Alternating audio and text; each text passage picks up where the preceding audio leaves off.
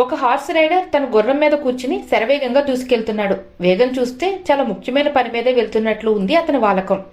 అటువైపుగా వెళ్తున్న ఒక అతను ఆ హార్స్ రైడర్ వేగాన్ని చూసి ఆశ్చర్యపడుతూ ఎటు వెళ్తున్నావు అని ప్రశ్నించాడు. దానికి ఏమో నాకేం తెలియదు, నా గుర్రాన్ని అడుగు అంటూ జవాబిచ్చాడు ఆ హార్స్ రైడర్.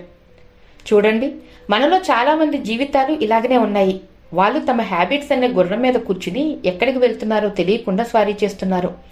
మీ హ్యాబిట్స్ గుర్రాన్ని అదిలించి దాని కళ్ళాన్ని బిగించి పట్టుకుని మీరు కోరుకున్న చోటకు మీ జీవితాన్ని నడిపించాల్సిన తరుణం ఇదే.